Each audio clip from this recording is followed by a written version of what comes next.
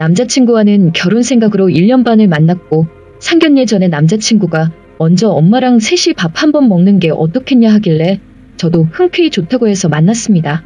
결론부터 말하면 어머님을 만나고 며칠을 싸우고 고민하다 헤어졌는데 이 쎄함을 어떻게 말로 표현할 수 있을지 모르겠습니다. 이것 때문에 헤어지는 게 맞나 라는 생각이 문득 들기도 하는데 결론적으로는 헤어지기를 잘한 것 같다는 생각이 많이 듭니다. 저와 남자친구는 서울에 있는데 어머님이 지방에 계셔서 어머님 댁 근처 갈빗집으로 예약하고 너무 무거운 선물보다는 꽃다발이 무난할 것 같아 전날 예약도 해서 예쁘게 포장해 갔어요. 어머님이 그 집 갈비가 맛있다고 거기 가자고 하셨고 남자친구가 예약함. 저희는 미리 도착해 있었고 어머님이 오셔서 일어서서 안녕하세요 인사하고 꽃다발을 드렸습니다. 제 예상은 서로 인사를 하고 꽃다발을 받는 그런 그림이었는데 고맙다는 말을 기대한 것도 아니었어요. 다만 인사를 받는 제스처나 인사말도 전혀 없으셔서 쎄함을 느꼈습니다. 제가 드린 꽃다발을 보고는 너 옆에 놔둬 이렇게 말씀하셨고요.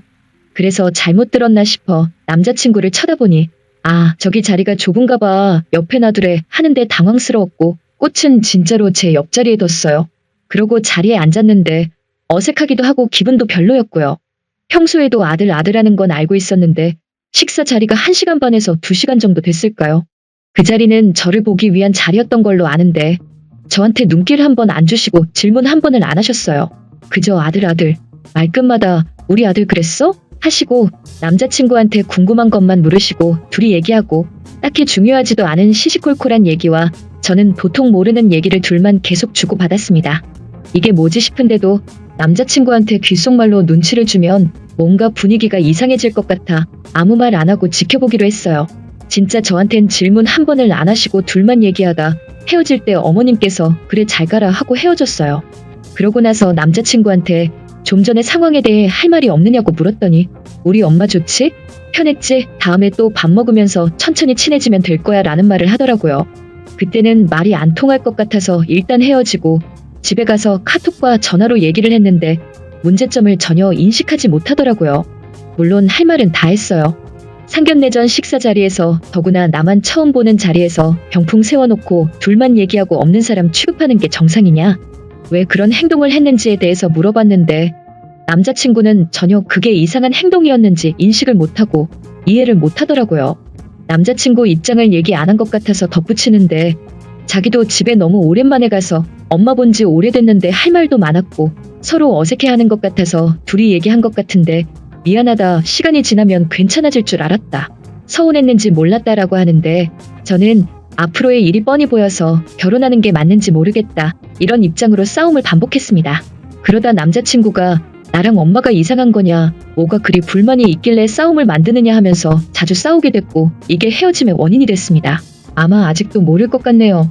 제가 속상한 건 그래도 결혼 생각하고 만난 1년 반의 시간이 아깝기도 하고 그간의 추억이 아직 쉽사리 잊혀지지가 않습니다.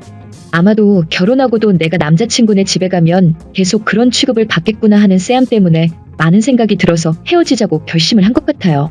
헤어진 건 잘한 것 같은데 저는 정말 남자친구와 그 어머님의 속마음이 조금이라도 헤아려지지 않네요. 무슨 심리인지도 모르겠습니다. 추가합니다. 댓글이 너무 많이 달려서 일일이 답을 해드릴 수가 없을 것 같은데 좋은 의견 많이 내주셔서 감사합니다. 그리고 글을 올린 건 후회한다는 감정보다는 남자친구에게 있던 감정을 이런 글로나마 털어내면 다시는 그런 결정을 하지 않을 것 같다는 생각이 들어서였고 궁금하기도 했습니다. 참고로 기울어지는 결혼 절대 아니고 남자친구네 경제적 사정이 안 좋습니다. 아버님이 계신데 몇 년째 일 안 하시고 술을 자주 드시는데 나오셔서 실수할까봐 미리 엄마랑만 친해지는 게 좋을 것 같다고 해서 셋만 만난 거였고 어머님은 보험하신다고 들었습니다. 직업 비하하는 거 아닙니다. 그리고 아들 하는 게 이상하기도 했고 왜 싸했냐면 밑에 여동생이 있습니다. 근데 여동생이 집에 오기 싫어서 잘 안 온다고 했습니다. 이건 그냥 남자친구가 동생 몰라 집에 잘 안 와 해서 그냥 넘겼는데 어머님 만나 뵙고 나니까 아 그래서 그런 거였나 하는 생각이 많이 들었고요. 어쨌든 어머님 만나고 남자친구랑 싸우다가 헤어진 게 맞지만 저 상황과 더불어 남자친구와 부모님의 경제적인 상황까지 생각하게 된 것도 맞습니다. 실제로 남자친구가 결혼하면 부모님 소득이 별로 없으시니 우리가 다달이 얼마씩 드려야 된다고 말한 것도 있었어요. 사귄 초반부터 친구들이 결혼까진 안 된다고 말리던 상황이었는데 이렇게라도 정리돼서 댓글들 다 보고 다시 마음 다잡고 있습니다. 댓글 1. 아들 빼앗기는 거 싫어서 심통난 어미보다 그게 뭐 왜 불만인데 하는 아들이 더 소름 끼침. 정확히 말씀하시지 그랬어요. 너희 엄마도 이상하지만 네가 더 이상해서 헤어지는 거라고. 댓글 2. 남편 같은 아들 옆에 웬 첩이 와 있으니 싫었던 거지요. 댓글 3.